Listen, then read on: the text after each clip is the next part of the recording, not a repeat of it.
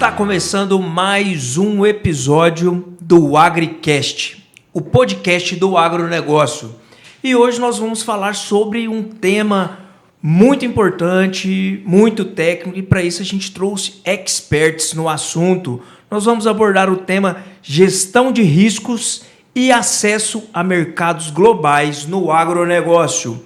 Quem vos fala é Thiago Amaral e tenho aqui como convidados Israel Santos, Guilherme Proto e Ricardo Moraes. Sejam muito bem-vindos.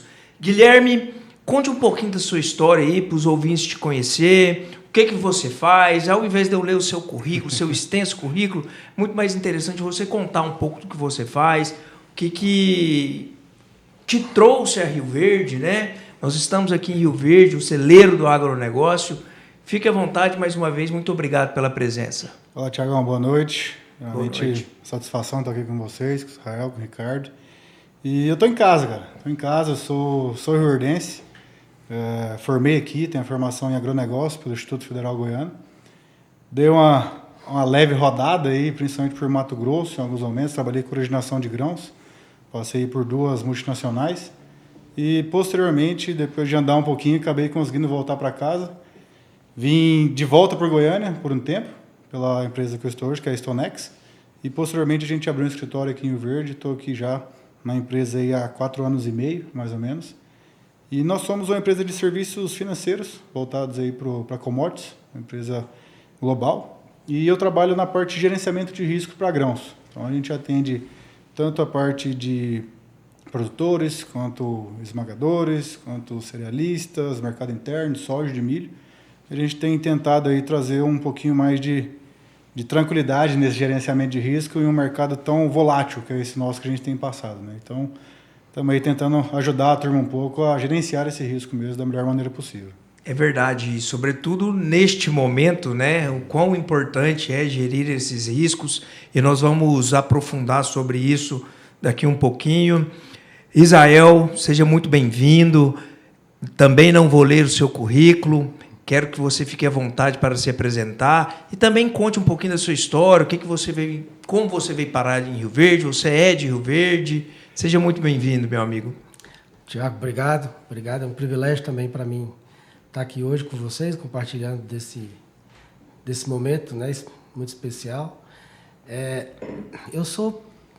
Hoje eu sou formado pela Universidade de Rio Verde, sou economista, trabalho na cooperativa Comigo.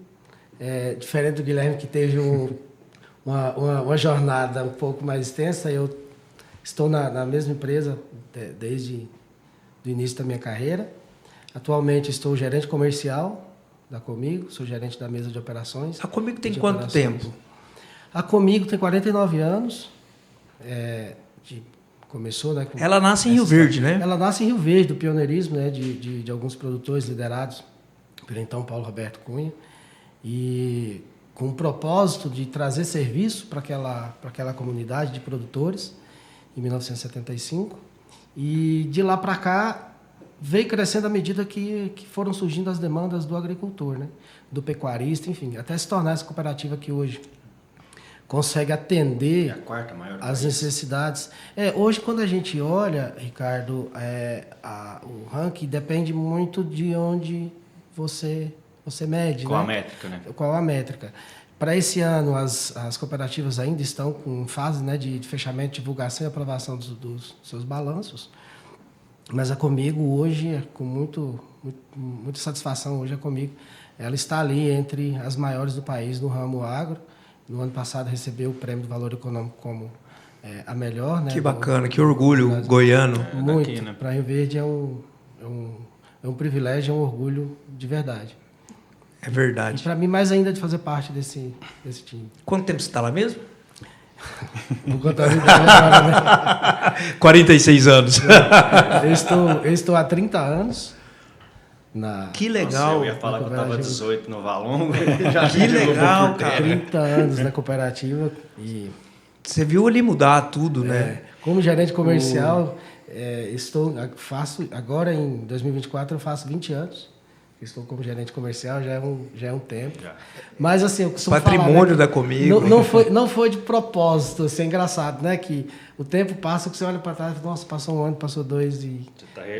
Já tá registrado no balanço da Comigo lá, te mobilizado. Tem a estátua do Israel lá da Comigo. Uma das primeiras, a Stonex, ela promove uma viagem comercial aos Estados Unidos, né, com nossos clientes. E acho que a primeira foi em 2005. Nosso excelentíssimo Israel estava com a gente. Olha que legal. Teve tava nessa lá. viagem de 2005 lá. Pesava uns 20 quilos a menos. Isso não acontece só com você, não. A idade vai passando, a gente vai ganhando os quilos. E como tem que lutar para perder, né? Quando você tem 30, 20 e pouco, vamos emagrecer O rapidinho. metabolismo desacelera, né? Fica mais lento. É bem isso. Estamos aqui falando em metabolismo, né? Com o crossfiteiro aqui, Ricardo. Ricardo trabalha na AgriCompany, né? Trabalho na AgriCompany, trabalho no Valongo. Fale um pouquinho então, Ricardo, para Bom, o pessoal eu te sou conhecer. gaúcho de nascença, né? Nasci no Rio Grande do Sul, vim pra cá 7 de setembro de 2000 e cá estou. Como que você veio parar aqui? Na época daquele boom da Perdigão, a empresa que meu pai trabalhava veio pra cá, né? Eu morava aqui em Rio Verde nessa época. Teve uma reportagem no Globo Repórter Me lembro. Foi, dizendo que Rio Verde era o ouro. Eu lembro que desceu ônibus e ônibus para cá e isso teve aí. um problema até assim das pessoas que não conseguiram emprego, como que elas iam voltar. Que só tinha a passagem. Eu estava fazendo um cursinho aqui no Quasar. Mas é isso aí. Eu vim pra cá, comecei a trabalhar lá no escritório no Valongo com 16 anos. 16, 15 para 16. Tô lá faz 18. Sou igual a Israel, meu primeiro emprego foi lá. Não sei o que é trabalhar em outro lugar. Sou formado em contabilidade, formei em Direito, tenho uma pós em Direito do Agronegócio e umas outras por aí. Então, e agora sou consultor da AgriCompany há 3 anos, né? E estamos aí vivendo esse mundo. E há quem diga que você está de olho na sucessão do Valongo. Sim, a gente já está fazendo o planejamento sucessório. Brincadeira à parte, pessoal. Podem perceber que o papo é leve, o papo é descontraído. E a nossa ideia, como sempre, como uma mídia independente, é trazer informações de qualidade, informações de quem conhece do negócio, quem realmente está ali trabalhando com o tema, né? E dito isso, Israel, eu queria, não só o Israel, mas para a gente bater um papo, para as pessoas entenderem, tendo em vista que os nossos ouvintes têm pessoas que mais experientes, ou seja, uma plateia heterogênea. E dito isso, quando a gente fala de mercado global, pensando em soja, pensando em milho, o que a gente precisa analisar? Qual que é a importância, assim, que a gente precisa analisar? Por exemplo, a gente está falando de acesso, né? Quais são os fatores ali que o produtor precisa analisar? O que vocês acham? Quer começar? Bom, o produtor hoje, eu digo que o mercado de uma forma geral, ele evoluiu muito nos últimos anos. Então, o que a gente chama de globalização do agro, né, favoreceu muito o produtor de uma forma geral. Porque hoje é possível você ter um aplicativo que você acompanha todas as cotações, de onde vêm os preços, que são praticados em todas as praças. Você tem acesso a notícias em tempo real e você tem acesso a compradores do seu produto e vendedores de matéria-prima. Então, o acesso do produtor no mundo, de uma forma geral, facilitou muito. Quando a gente fala no acesso desse produtor ao mercado global, agora já pensando na agropecuária, trazendo para a agricultura e pensando na soja, por exemplo, né? A gente sabe que existem barreiras, né? Que é normal, inclusive algumas impostas, né, por alguns países, agora puxando para o lado da exportação. Barreiras sanitárias, às vezes outras por protecionismo, que às vezes é dito que é outra coisa, né, mas na verdade o protecionismo é legítimo, né, é natural. Mas o Brasil, eu digo que o produtor brasileiro, né, de uma forma geral, tem tido muito sucesso nessa empreitada, né? Tem conseguido transpor essas barreiras de uma forma, não digo que tranquila, mas de forma muito competente. Então, a gente tem visto que, ao longo desses anos, de vamos fazer um corte de 10 anos para cá, o Brasil ele figura ali entre os principais exportadores da agropecuária, né? De uma forma geral. E aí vem aquela parte do produtor, né? Aquele produtor que hoje tem uma fazenda de soja aqui em Rio Verde, Montevidéu, em Santa Helena. Como é que ele faz para ele ter acesso, né, com a soja dele nos mercados globais? Aí vem, eu acho que, agora puxando um pouco de brasa, né, para minha sardinha, mas eu acho que aí vem a grande beleza, né, do cooperativismo, que é onde você consegue unir forças, né? A união faz a força. Exato, e tem voz, né? Tem força para poder viabilizar as coisas. Então, hoje, para você ter acesso a um mercado europeu, por exemplo, você precisa de algumas exigências, né? Então, você precisa ter, e agora já vamos falar do produto agregado, né? No caso do farelo, você precisa ter certificação específica, você precisa comprovar a origem dessa matéria-prima, você precisa cumprir alguns requisitos e os certificados que são necessários para isso. E depois o restante da cadeia inteira, né? Com a logística rodoviária, ferroviária. Que são maravilhosas no Brasil, né? Então, espaço em porto, terminal ferroviário em porto, terminal portuário, né? Custo de elevação. Então, para o produtor sozinho, talvez ele é um pouco, fica um pouco mais custoso, pelo menos. Acesso tem, mas fica um pouco mais custoso. Mas quando se junta, né, o produtor, mais de um e tudo que consegue fazer essa união, então consegue transpor isso, consegue viabilizar, principalmente, as certificações e tudo. Então, eu diria que o produtor hoje ele está bem assistido. Mas essas certificações são as certificações, vamos pôr, no seu caso, da cooperativa ou do produtor? Do produto. Do produto. Hoje a gente tem poucas... Ainda, né? A gente tem poucas limitações quando se diz ao CPF daquele que está fazendo a exportação. Até porque não exporta, né? Quem exporta são as trades. Isso. Então, hoje... Até para elas pegarem, né, receberem essas commodities, tem que ter uma certificação até ambiental, né? A exigência, o rigor é muito grande. Hoje, quando a gente fala, por exemplo... naquele produto que é destinado para alimentação animal na Europa, por exemplo, ela tem uma certificação específica que chama GMP. Para você conseguir esse GMP, você tem que ter um elevado grau de segurança alimentar na produção desse alimento, que é o farelo de soja, por exemplo, que vai ser transformado posteriormente. Envolve toda a cadeia, né? Desde o fornecimento de insumo até... Exatamente. Então, a certificação, hoje...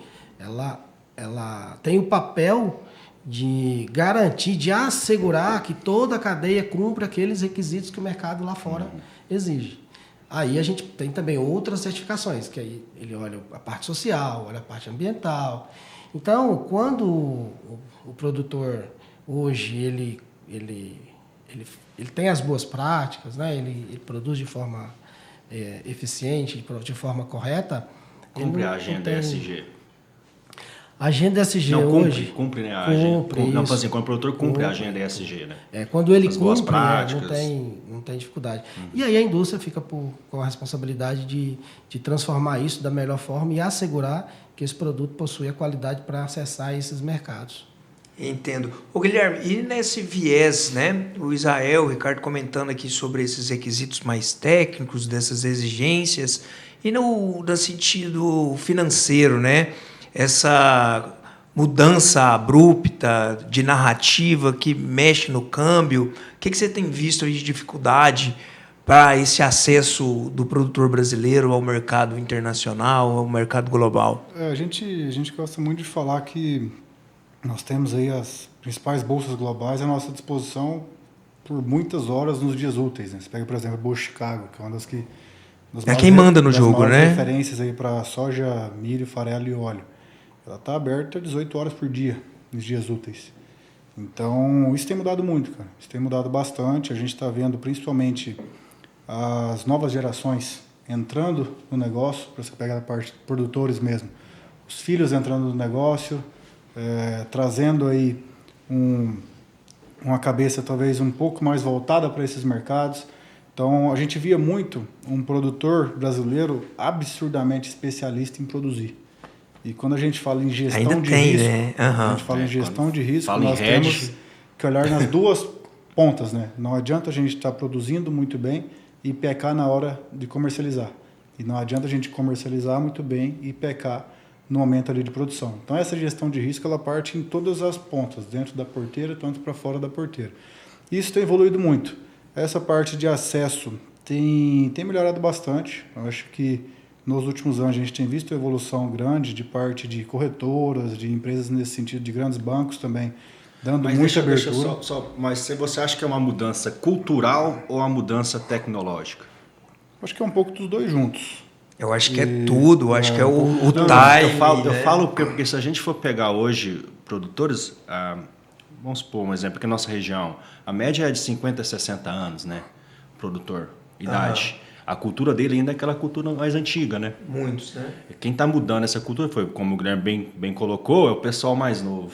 Então, mas assim... Então, assim, tá mudando um pouco a cultura do... O que eu vejo também, o mercado é que está colocando isso mercado goela mudou, aberta. o mercado Vem tem um mudado pouco da goela necessidade abaixo. também, né? O acesso à informação, talvez, também, E a- necessidade. Uma coisa que aconteceu muito foi a volatilidade dos mercados aumentaram absurdamente, principalmente pós-pandemia. A gente tem um ponto que a gente fala muito, que é a ação dos grandes fundos, grandes hedge fundos globais em commodities. E pós-pandemia isso foi um absurdo, né, Israel? Foi um volume gigantesco aí, que a gente tem muito maior hoje de posições financeiras do que existe de soja, de milho, de farelo no mundo. E isso trouxe uma volatilidade muito grande. Então, o mercado que normalmente a gente via um dia ali o mercado de soja subindo ali 10, 15 centavos por bushel, a gente falava, nossa, está explodindo. Hoje é um dia normal. E convenhamos que há um tempo atrás a gente nem falava em bolsa de valores. Como a informação está tão rápida e disseminada de uma forma, Não, até a gente mesmo acha que é natural. Até mesmo em hedge. Quando você ia falar para o produtor fazer um hedge, não entendia o que era. Tanto que fala-se em trava de preço, né, em bolsa, produtores mais tradicionais ainda têm receio, porque não entende. E é normal, natural a gente ter receio daquilo que a gente não entende. E Né? é algo que o cara ele vai buscar cada dia mais. Você pega, o Israel é prova disso, como ele comentou tantos anos aí na Comigo. Você pegava ali, sei lá, 15 anos atrás, o preço de soja era o mesmo preço ali, muitos dias. Muitos dias. Hoje não, hoje é todo segundo, tem mudança em todas as variáveis formadoras das pontas formadoras de preço, e o mercado está mudando. Então, você pega um produtor mesmo, final do ano, ele conseguia vender soja disponível, cara, embarque, pagamento rápido ali, no começo de dezembro, até próximo de 140. Hoje, essa mesma soja disponível está às 30, 35 reais abaixo. Então, o cara já pensa, e aí, o que tem mudado? Eu preciso olhar um pouco com mais carinho para isso ou não? Então, ele vê que ele Mas precisa. essa é a pergunta de 1 milhão, né? Por que a soja está caindo? Mas outra coisa também, eu acho que o produtor também, quando ele vai comprar o adubo, né, eu acho que a informação ela está tão acessível, está tão democrática, que hoje, quando ele vai comprar o adubo que está mais caro, o vendedor do adubo, quando ele traz as justificativas, ele também traz as variáveis do que fez esse produto subir, né, subir ou baixar.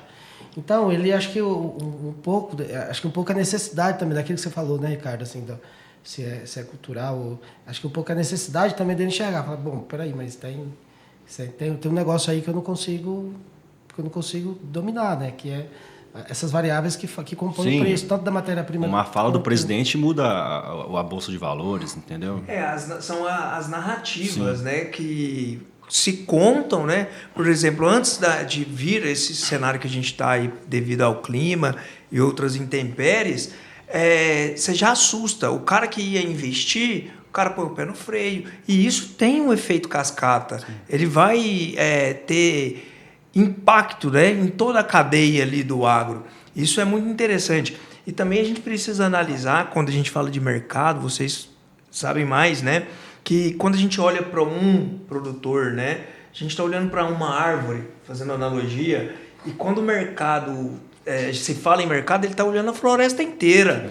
A gente tem um reflexo agora que está acontecendo na América do Sul, que nós temos o Paraguai com a safra muito boa, a Argentina dobrou a produtividade, e isso influencia no mercado, porque os importadores não estão olhando, vou comprar ali do Brasil porque o Brasil é legal. Não, eles estão olhando a América do Sul como um todo. Isso impacta no preço, não é verdade? E o Brasil ele vem com destaque muito grande, né, cara? A gente tem uma expansão de área no Brasil absurda. Você pega aí nos últimos 3, 4 anos, a gente aumentou a área de produção de soja em mais de 3% por ano. Esse último ano mesmo, no número que a gente projeta hoje, 3,1%. Então, é uma expansão gigantesca. E eu acho que a grande importância é o que você falou, a gente entender o macro, olhar para a floresta e não para a árvore, né? O Brasil planta 45 milhões de hectares. Então, é uma área... É assim, muita coisa. Muita coisa. Então, é entender realmente, nós estamos na região que está passando por um problema. Nós estamos no Centro-Oeste, que é um dos mais afetados. Nós estamos ali próximo do Norte e Nordeste, afetou bastante também, Sudeste. Então, o problema existe, o problema é real, mas o macro, o que o mercado olha, é o grosso. Igual você falou, Paraguai tem a sua produção ali, ok, 10 milhões de toneladas voltando para o normal. Argentina, no ano passado, teve uma safra praticamente dizimada. No ano normal deles, eles colhem 47, 48, 50 milhões. No passado, colheram de 20 a 25 entre os principais números das principais casas. E esse ano... 50, ainda tem né? um caminho a ser trilhado. Eles estão num momento que a gente chama lá de mercado climático, né? Que é quando o produto está 100% plantado, eles estão basicamente olhando para o céu ali, rezando para chover. Mas tudo indica ser uma safra muito acima do ano passado. E o mercado, igual você falou, Diogão, ele olha o todo, ele olha a oferta. E quando a gente olha a demanda, que é quem compra esse produto nosso, quem consome esse produto, ela cresce de uma maneira muito mais lenta. Um dos efeitos que vocês acham que, por exemplo, tem muito grão disponível ainda em armazém, sem contar com os que estão sendo colhidos agora, e isso faz com que o preço também abaixa? A gente sempre tem um estoque de passagem, né, que o produtor e as empresas um pouco menos, porque também não tem capacidade de armazenamento infinito, mas a gente sabe que durante muito tempo veio aumentando a capacidade, né, de armazenamento privada dos produtores, e isso tem, né, tem sim um pouco de estoque de passagem. É um pouco difícil de falar dessa estatística, justamente por ser, né, uma armazenagem privada, e que tanto que isso interfere no preço, porque ele é muito regional, né? Então, quando a gente olha, por exemplo, o cenário de Rio Verde, aquele produtor que tem a soja no armazém dele, a formação de preço não está enxergando muito isso, né, Guilherme? Ele não está enxergando muito isso daquela estoque de passagem que teve. Então, é aquela história de novo, que eu gostei do que você falou, da floresta e da árvore, que é bem isso, assim. E quando a gente tem um problema, ou uma característica localizada, seja um estoque de passagem maior ou uma quebra, isso é bônus ou ônus de quem está vivendo ele, né? Então, quando a gente tem uma quebra localizada, é o pior dos mundos, né? Quando a gente tem um pouco mais de estoque de passagem e que os preços sobem por quebra em outro lugar, a gente se favorece disso. E o mercado ele é muito cíclico, né? Se a gente for pensar, essa última fala só, os preços sobem por uma quebra de outro lugar. É o que a gente passou, felizmente ou infelizmente, nos últimos 2 anos. Quebras muito fortes, localizadas mais ao sul da América do Sul, para cá safras abundantes. Excelentes. E o preço...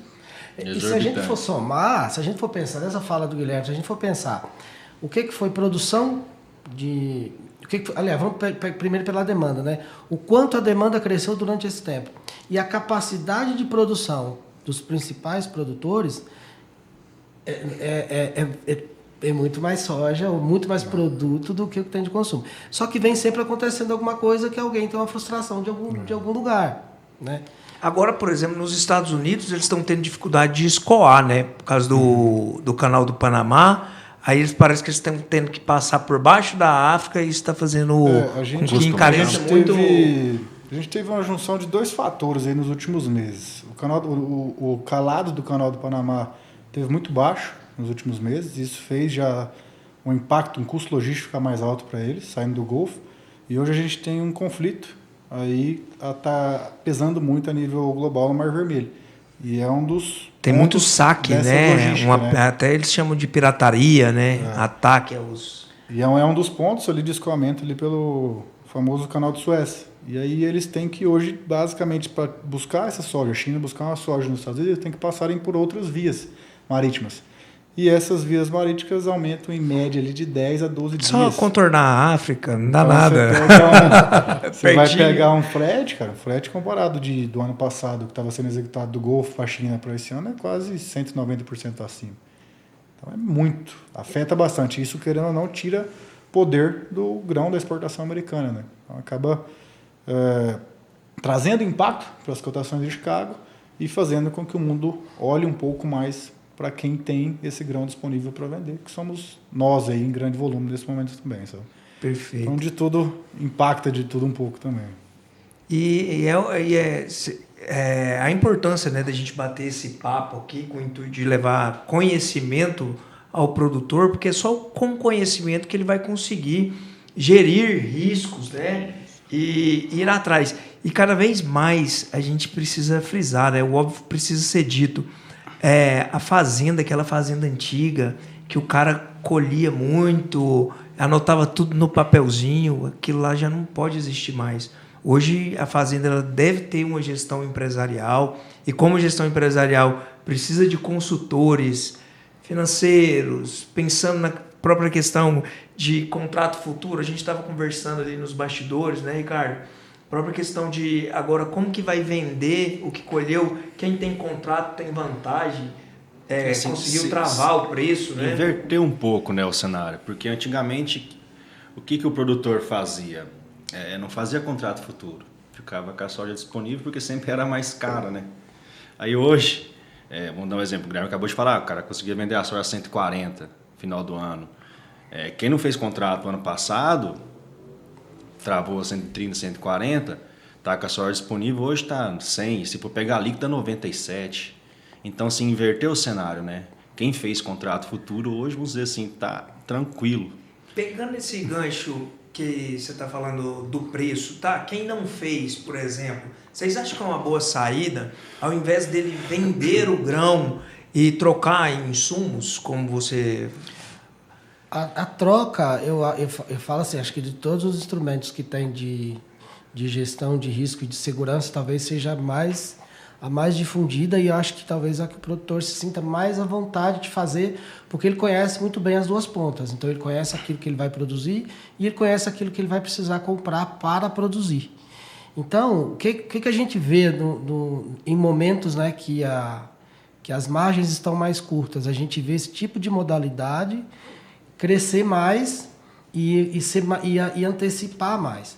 Então, quando a gente pega, nos últimos anos, assim, a gente viu o produtor que a gente viu margens maiores, mais satisfatórias, e o produtor com tempo, pelo menos com mais tempo para tomar a decisão.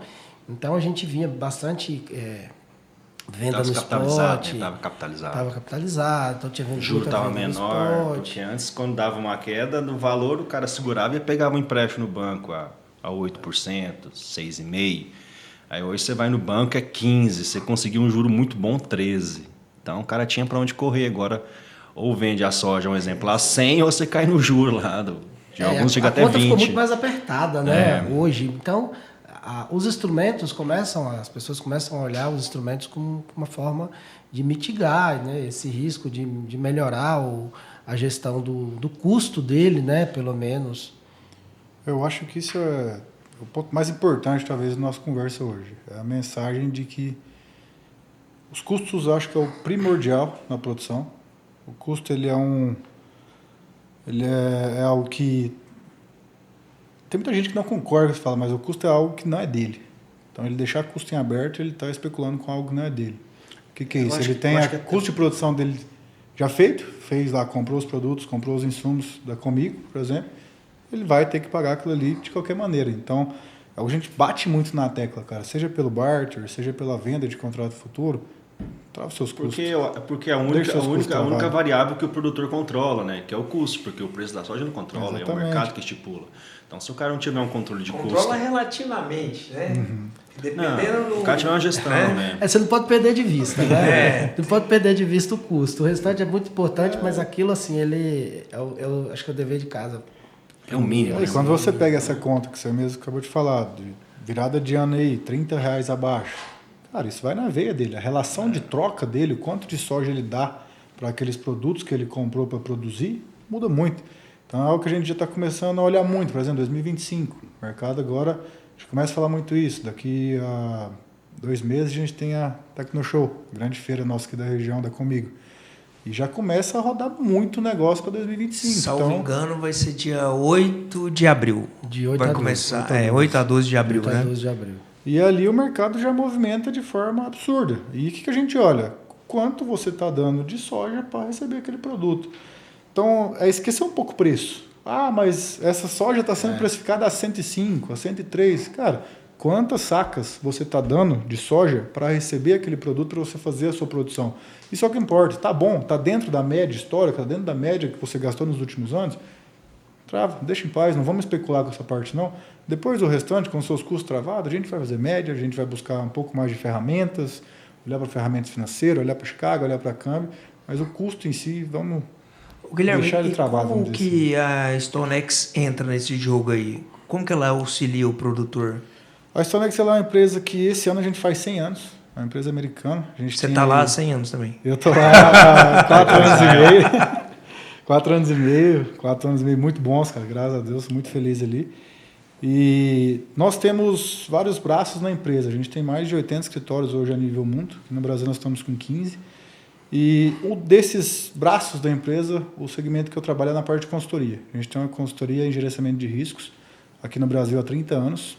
Então, eu sou especialista em soja, milho e em câmbio, mas nós temos time de gado, de algodão, fertilizantes, café, e tentamos trazer para todos os nossos clientes toda essa parte de gerenciamento de risco. Então, a gente vira um parceiro mesmo do cliente ali em toda a exposição dele, seja na Comigo, que é uma consumidora de soja, esmagadora de soja, seja num produtor, pessoa física, que é um produtor de grãos, produtor de soja, produtor de milho.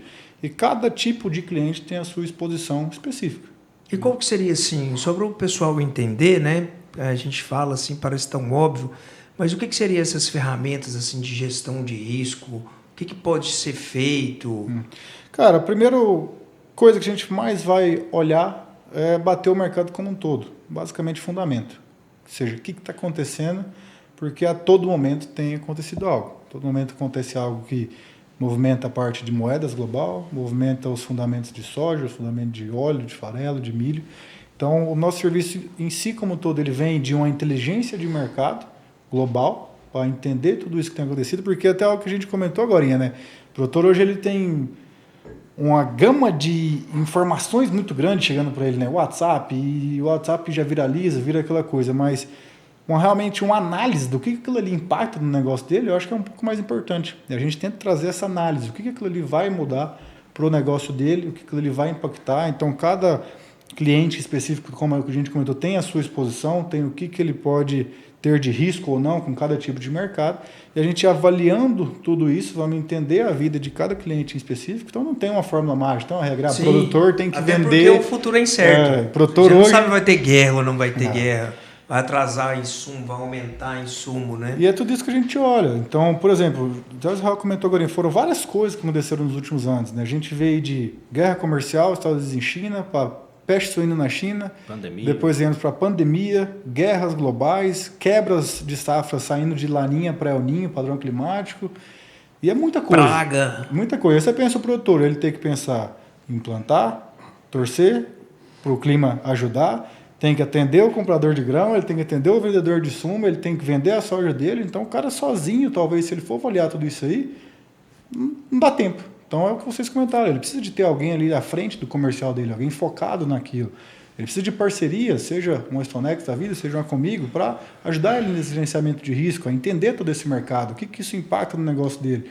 E aí sim a gente vai buscar as tomadas de decisões. Tomar decisões onde a gente vai fazer o barter, a gente vai fazer a venda de físico, a gente vai fazer uma operação de hedge, olhando para a bolsa, e aí a gente tem uma gama aí de operações que a gente pode buscar de acordo com cada cliente, sabe? Perfeito. O Israel e o Ricardo Guilherme falando, e aí eu lembrando, né, dos produtores lá em 90, o tanto que mudou a atividade, né? São tantas preocupações. E você falando aí, eu falei, cara, eu não posso ser um produtor, porque eu já sou ansioso por natureza. E você ficar preocupado com coisas que está muito aquém, né, do seu controle. Isso é bem preocupante e também nos traz mais um sentido nobre, né, da gente estar fazendo esse projeto que é o AgriCast, de desmistificar que o produtor é o vilão, que o produtor ganha dinheiro fácil, porque há uma narrativa, né, da mídia, da grande mídia, de que o produtor é vilão. Esses dias a gente estava num evento na vitrine da soja, o produtor falando que ele tem que se comportar e falar que ele não é vilão. Onde já se viu, se o produtor é o cara que produz o alimento. Então a gente tem que nos unir pela classe, mostrar a grandeza não só em relação econômica, mas nós estamos falando de alimento, né?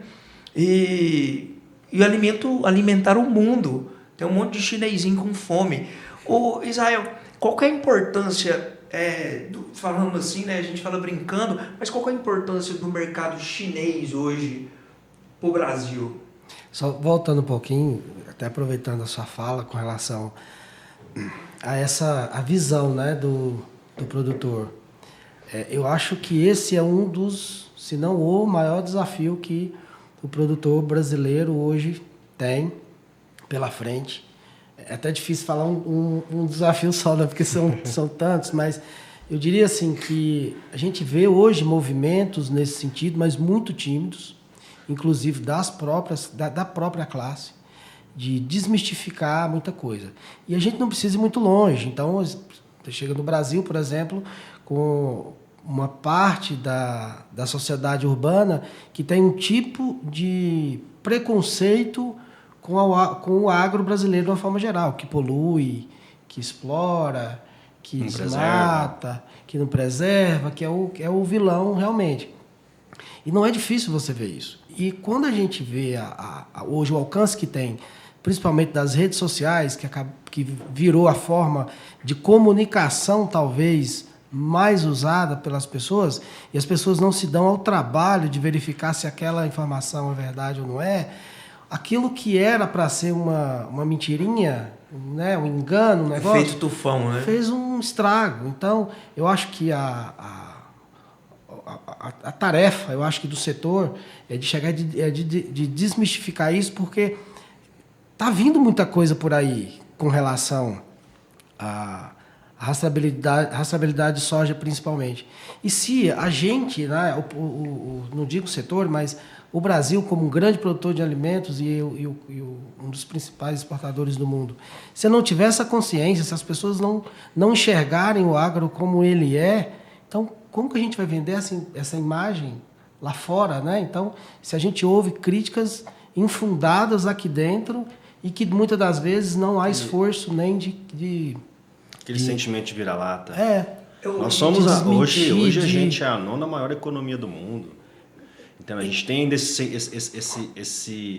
esse sentimento de passividade, né? Talvez se a gente se impôsse mais. E uma mentalidade, desculpa te interromper, mas que me vem à mente, recentemente, né? Foi ontem, o falecimento do Abílio Diniz. Uhum. E eu vi as pessoas nas redes sociais falando mal do Abílio Diniz. É menos um bilionário, menos não sei o quê. Então, assim, nós brasileiros, sobretudo essa geração, tem uma dificuldade... O Abílio ele tinha um programa de ensino muito forte. A Península, acho que era o fundo dele. Ele tinha um braço educacional excelentíssimo. Ele investia no esporte, investia no atleta, investia na educação. O cara construiu muito. E é o que a gente está falando assim, o brasileiro, ele não tô falando, a gente está falando da média, né? Não generalizando, mas a gente está numa cultura de difícil você colocar um ídolo brasileiro. As pessoas não reconhecem mais os brasileiros, igual... O empreendedor de sucesso está proibido, né? Virou pecado. Ao invés de te olhar com admiração, te olha com suspeita. Então, assim, a gente... O que esse cara fez de errado? Exatamente. Então, a gente entrou numa ciranda, num negócio assim que é assustador. E quando a gente puxa de volta, né, para o lado do agro, é bem isso que acontece. Então, as pessoas não enxergam, ou não querem enxergar, pelo menos. Querem, né?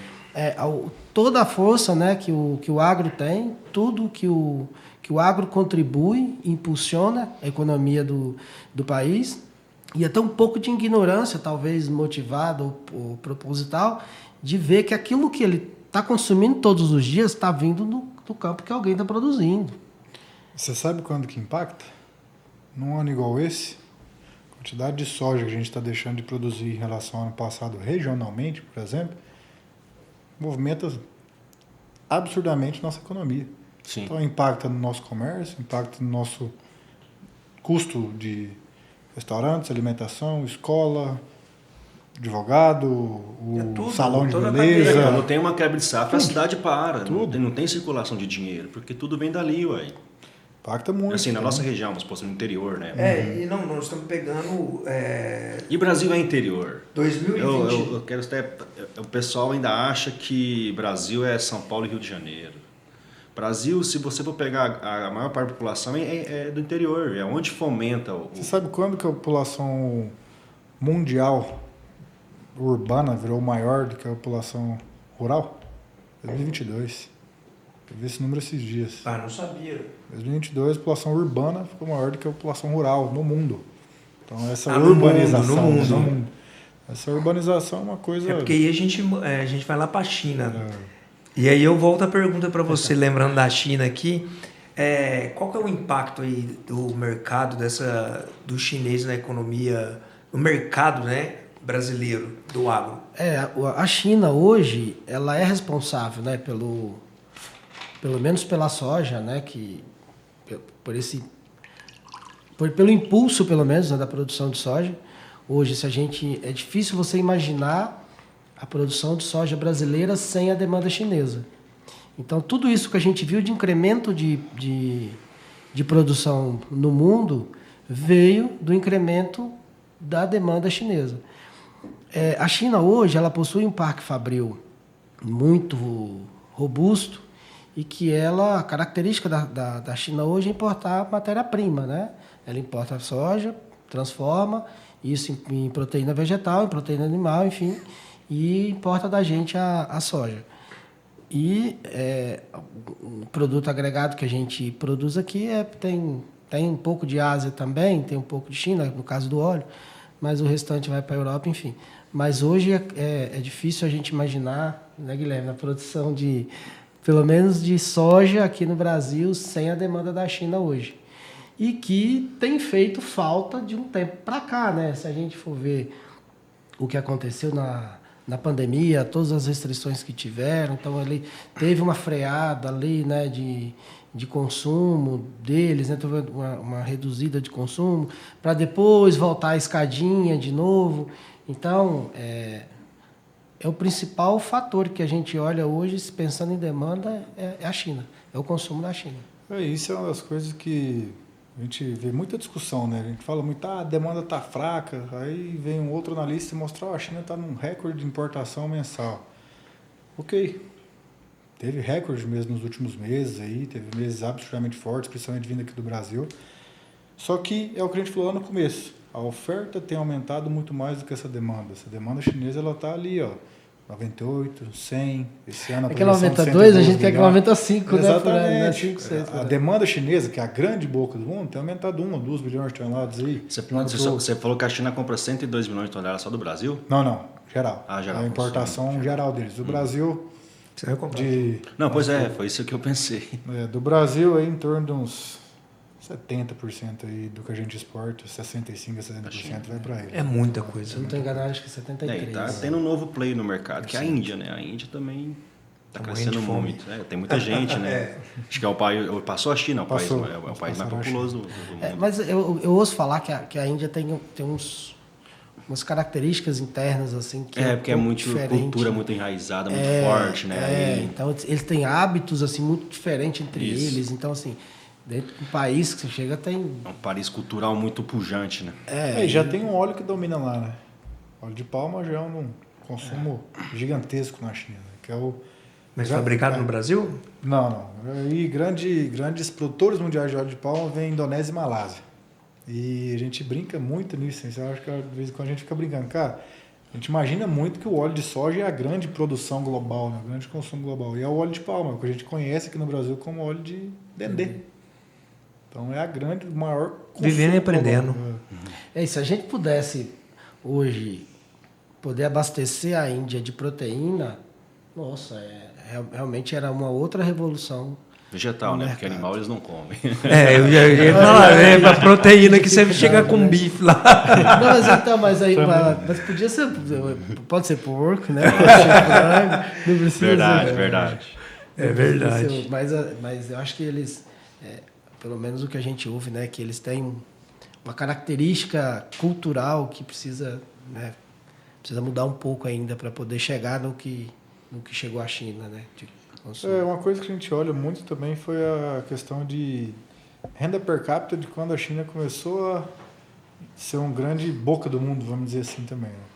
E essa renda per capita que eles avaliam, que foi bem na virada do ano 2000 ali, a Índia ainda está um pouquinho distante de atingir essa renda per capita mesmo em dólares, vamos dizer assim, sabe? Então, seria talvez um dos pontos que poderia ajudar um pouco também nesse aumento de consumo deles, né? E o ponto positivo da China, só para complementar o que você estava comentando, a gente não exportava milho para eles.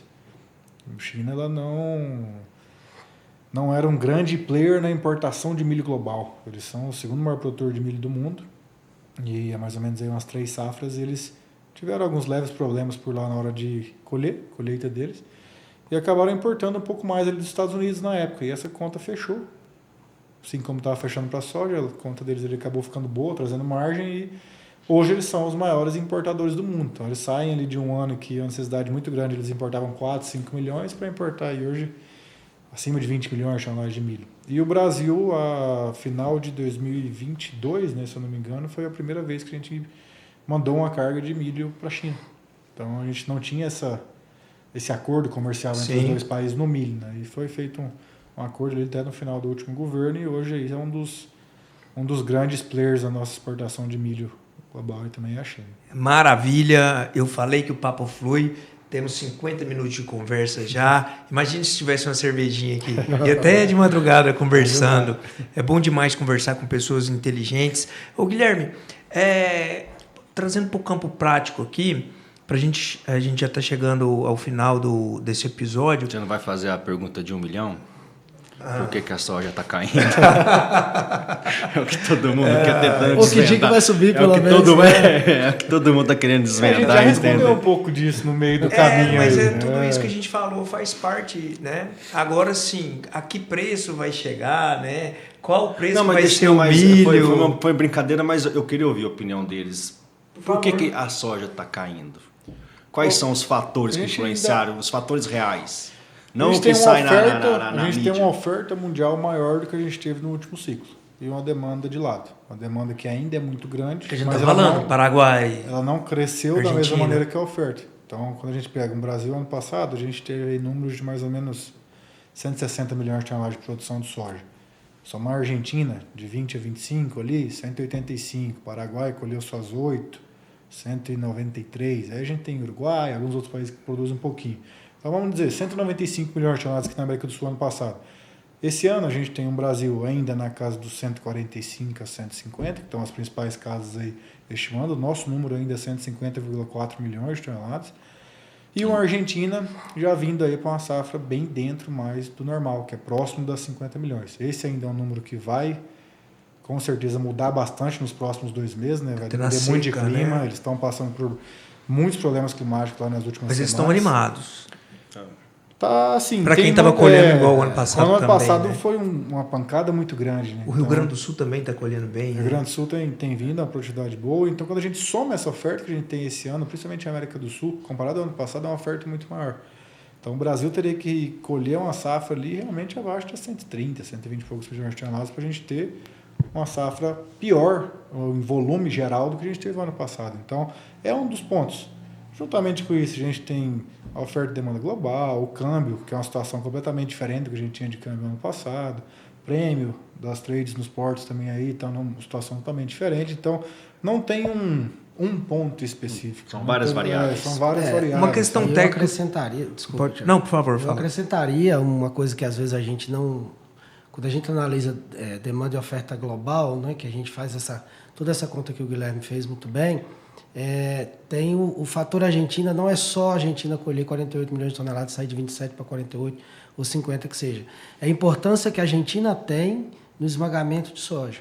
Então, quando a gente pega o Parque Fabril, se não estou enganado, hoje ele deve estar com 39, 40 milhões de toneladas que eles esmagam por lá. É um mercado que o ano passado, sem a Argentina, o Brasil dominou completamente. Então, se você tem um acesso ao mercado de farelo que era do vizinho, que hoje ele não tem, sei lá, que a gente pegou aí, sei lá, 20 milhões de toneladas, isso é prêmio que melhora para cá, que eu consigo pagar um preço melhor na soja, porque eu vou vender farelo e óleo mais barato. Quando o principal exportador de farelo hoje, farelo e óleo, que é a Argentina, sai de uma safra grande, como eles provavelmente vai estar na casa de 48, que seja, imagina que isso tudo vai ser transformado em farelo e óleo e vai concorrer diretamente com a gente, vai diminuir os prêmios para cá e a gente... Então, quer dizer, você tira mais um pouco de força do mercado, que são dos esmagadores.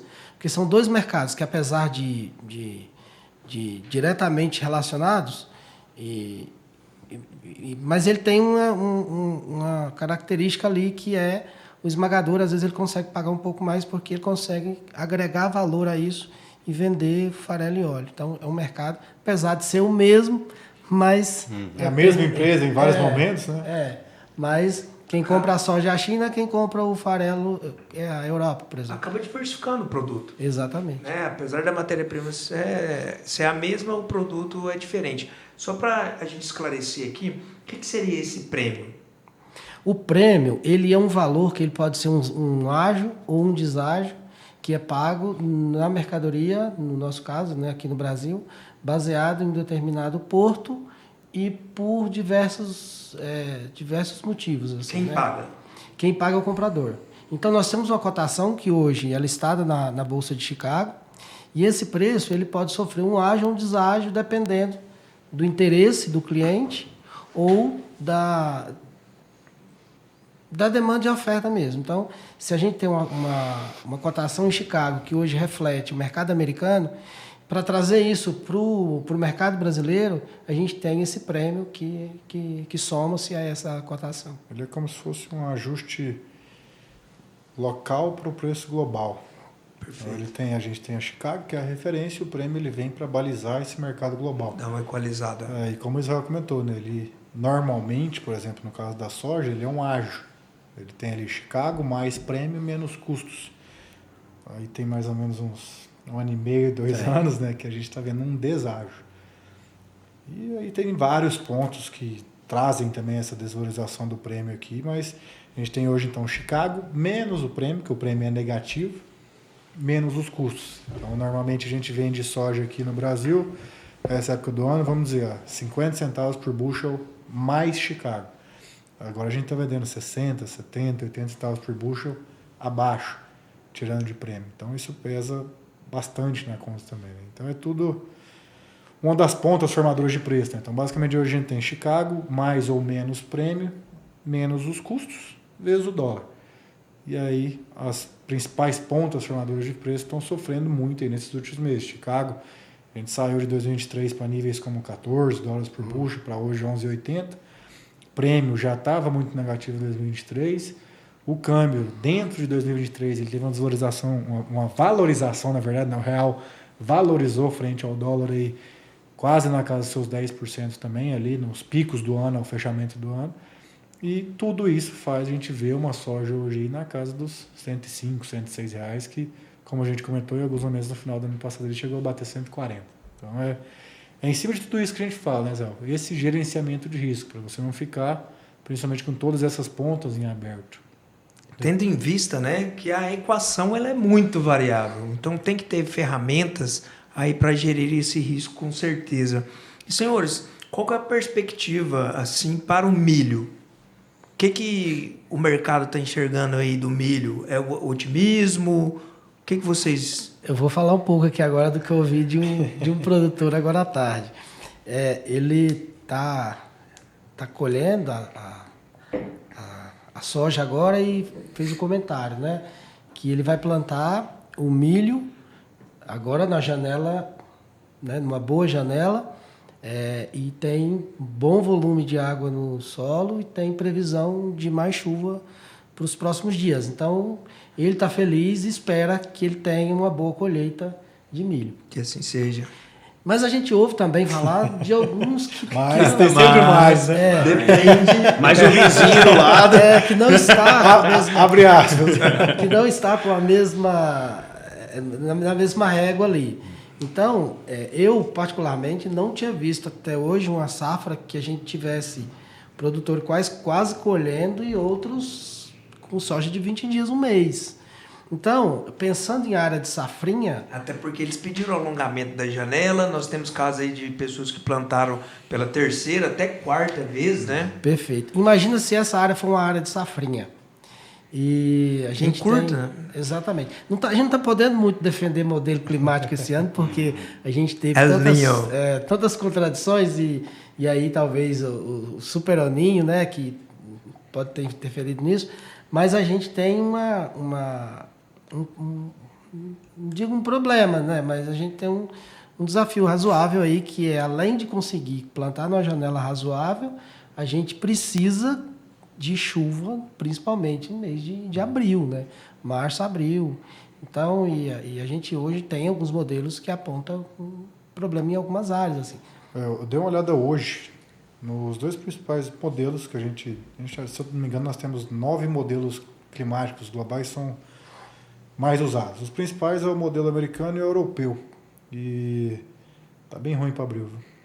Tá bem ruim. Infelizmente, são volumes previstos mensais de chuvas aqui para Centro-Oeste aí bem baixos. Eu estava lendo um artigo e veio até uma reflexão, que é óbvio que a maioria dos produtores já se comprometeram em plantar a safrinha, mas que se analisar, colocar na ponta da caneta, talvez é melhor não plantar a safrinha, porque se ele for pegar custos operacionais do milho, acaba empatando ou dando prejuízo. E talvez passe a ser a impressão de que se eu produzo maior quantidade, aproveitar a safrinha, a tendência é eu lucrar mais, mas esse artigo que eu li, o cara falando, se colocar na ponta da caneta, talvez compensa o cara deixar a sola palhada, deixar o solo mais nutritivo para uma próxima safra. O preço também está baixo, né? Faz sentido para vocês? Eu já acho um pouco mais difícil. Eu acho que uma coisa que a gente tem visto muito é o produtor ele procurar outras culturas. Ou trocar, né? A gente tem aqui na região sorgo, a gente tem algodão girassol, no Mato Grosso, né? O pessoal Mato também, Grosso, algodão. Mato Grosso do Sul tem bastante. Aqui a gente tem ouvido algumas empresas incentivarem bastante também o gergelim, uma cultura nova.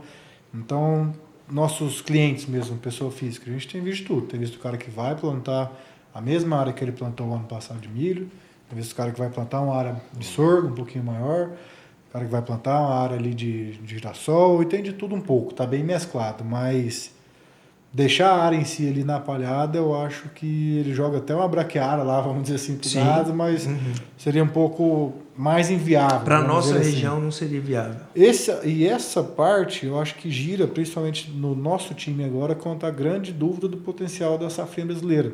Por quê? A gente não pode falar ainda em produtividade. Nós vamos ter uma safra que vai ser colhida aí. Esse foi o mais sensato, né? Produtividade vai ser daqui a algum tempo a gente tem uma noção disso. Hoje é qual o tamanho da área. A gente tem aí uma estimativa da Storex que a gente faz mensal, que já traz uma perspectiva de produção de mais ou menos 11 milhões de toneladas abaixo do que a gente produziu na safrinha do ano passado. E muito disso de redução de área. Legal. Ô Israel, e o que a Comigo aí pode ajudar nessa questão de gerir os riscos?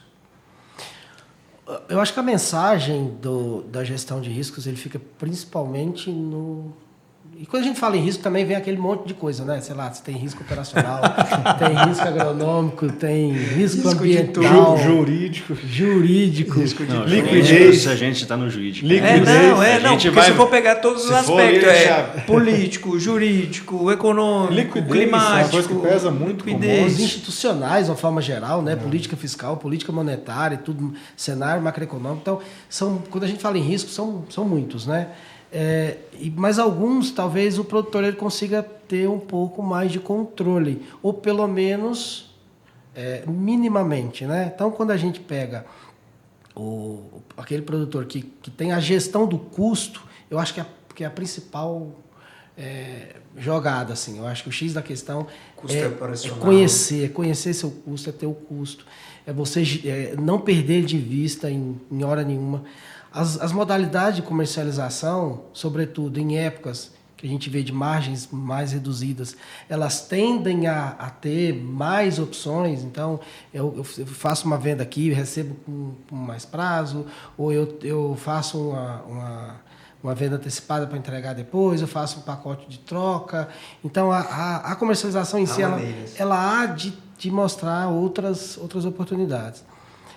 A cooperativa, ela tem, durante todos esses anos, ela tem sido sensível e dado liquidez para o produtor, né? Tanto da soja quanto do milho. E na parte de gestão, né, de custos, a gente tem, além do corpo técnico que acompanha hoje o produtor, que tem toda essa assistência, a gente também tem um time também de assessoria ambiental, tudo que consegue também dirimir um pouco ali consegue diminuir, né, um pouco do risco ali que ele tem de ambiental, enfim, e o risco de preço, aí acho que é o mais difícil, né? Acho que é o mais complicado hoje, porque cada um tem uma ideia de preço daquilo que para ele é o ideal. Mas a gente nunca pode perder de vista o custo, garante o custo, trava seu custo e o restante dá para procurar outras formas, né? É bem isso, são muitas variáveis, né? Você estava falando aí, Israel, veio à mente quando surgiu a expressão agricultura de precisão. Hoje nós precisamos ter uma gestão financeira de precisão. A gente tem que olhar, o produtor tem que olhar para isso. Pessoal, a agricultura de precisão era por hectare, agora é por metro quadrado. Por metro quadrado. Pessoal, a gente está chegando ao final. Quero agradecer muito a presença, Israel. Muito obrigado pelo convite, por você ter aceitado o convite. Eu abro um espaço aí para você fazer suas considerações finais. Eu, de novo, né, agradeço o convite, a oportunidade de estar aqui, de falar, de debater esse assunto, principalmente nessa época agora, né, que a gente está vivendo, de safra. A minha mensagem é de otimismo. Apesar de tudo, eu acho que o produtor é sobretudo, né, ele é um resiliente, ele é um homem da terra, ele não vai... Acho que o produtor, para ele deixar uma terra sem plantar, se acontecer alguma coisa muito séria. Eu diria que, para ficar de olho, né, talvez deixar um ponto de atenção com relação à legislação que deve entrar em vigor na Europa a partir do ano que vem, já está aprovado pelo Parlamento Europeu que toda a soja, né, aliás, todo produto da soja, derivado da soja, e carne também, cacau, madeira, que for entrar na União Europeia a partir de janeiro de 2025, se não houver nenhuma mudança, ele tem que passar ele tem que assegurar, provar uma rastreabilidade com vários requisitos, e uma delas, talvez a mais questionável, é o desmatamento de 2020 para cá, legal ou ilegal. Então, uma discussão que está aí, está posto, mas eu acho que é o ponto de atenção hoje que fica. Mas a gente sabe que o mercado se ajusta, a Europa também tem seus problemas, inclusive com o setor rural, isso está em discussão. Está tendo uma manifestação lá, né? Tá. Na Itália, na França, os produtores estão se manifestando, né? Então, deixar, né, meus votos, né, de boa colheita para todo mundo, boa safra de milho, e que, se Deus quiser, vai dar tudo certo. Maravilha, muito obrigado, Israel. Ricardo, muito obrigado pela presença, Obrigado. meu amigo. É um prazer estar aqui Te abro ao seu lado. o espaço para as suas considerações. Não, só quero finais. agradecer. Estou do lado de 2 amigos pessoais. Um era meu vizinho, mudou agora. O outro é meu compadre de casamento. Viu? E é uma honra estar Então do é um lado deles. nepotismo. É uma honra estar do lado deles. Demorou para sair esse podcast, mas... É verdade, para quem não sabe, a gente ensaiou esse podcast já tem quase um ano. Mas enfim saiu. Mas a culpa é do Guilherme que tira muita férias. É verdade. Negativo. Enfim saiu e assim, eu costumo dizer que Deus conspira, o universo conspira e que foi realizado esse episódio num momento muito oportuno de levar esse esclarecimento aí ao produtor rural. Guilherme, seja muito bem-vindo. Você vai sair daqui e já vai viajar? Como é que é? Abra os espaços aqui para você fazer sua consideração final, meu amigo. Saindo aqui, eu vou pra casa, tô com a esposa grávida, graças a Deus. Então, Que maravilha, Deus abençoe. esperando a menininha chegar. Que maravilha. Pessoal, obrigado. É um prazer muito grande estar aqui com vocês. Igual vocês falaram, tem um tempo que a gente já falou de se juntar a essa turma aqui. Como o Ricardo falou, estou entre amigos e é um prazer maior ainda. Estou ao lado dessa grande fera aqui que trabalha nessa grande empresa hoje que é comigo. E meu pai foi office boy, né, comigo. Olha que legal. 1900 bolinha, então é um prazer. O Israel já trabalhava lá. Acho que já tinha uns 6, 7 anos que ele estava em casa. Não, você acha que ele tem quantos anos? Você acha que eu trabalhei com ele? Então foi realmente um prazer muito grande e como mensagem eu vejo também como a gente olha para frente com otimismo, como o Israel falou. Eu acho que o mercado ele é muito cíclico e o produtor brasileiro ele é um produtor absurdamente especialista no que faz e quanto mais ele olhar com carinho para todas as pontas do negócio dele, mais ele vai estar resguardado nesses momentos difíceis. Então a mensagem é procure bons especialistas, procure análise de qualidade que realmente vai impactar de verdade no seu negócio. Procure não dar muita atenção para as mídias, talvez em alguns momentos alarmistas, que estão buscando talvez falar muito o que a turma quer ouvir e não o que é real, o que impacta mesmo no negócio dele. E quanto mais ele trouxer isso para dentro do negócio dele, o que impacta de verdade no meu negócio, o que o Goiás produzir 10, 15, 20% a menos vai impactar, o que o Mato Grosso, o que o Brasil, o que a América do Sul vai impactar no meu negócio, ele vai ter esse gerenciamento de riscos melhor. E a gente está aqui hoje como Stonex no Brasil em 15 escritórios, como a gente comentou com vocês, e contem com a gente puder ajudar. Temos aí com certeza algum consultor bem próximo aí da turma a nível Brasil como um todo para estar mitigando esses riscos aí com a turma no geral e tentando somar da melhor maneira possível. Que maravilha, pessoal. E eu confesso que Bruno, esse foi o episódio mais longo, não foi? Foi mais longo. Esse foi o episódio mais longo e Se deixar, muito a gente rico. fica mais. Se deixar a gente fica conversando. Vai aí, a gente faz um papo informal, pega um cerveja. Mas, pessoal, é isso. Mais uma vez, muito obrigado a você que nos acompanha. Nosso muito obrigado pela paciência. Lembrando que o AgriCast é um podcast com apoio, ele é realizado com o apoio das empresas AgriCompany, Consultoria Agropatrimonial, Amaral e Melo Advogados e Valongo Escritório Rural. Se você curtiu, não deixe de nos seguir lá no Instagram e no Spotify e também no YouTube. Até a próxima!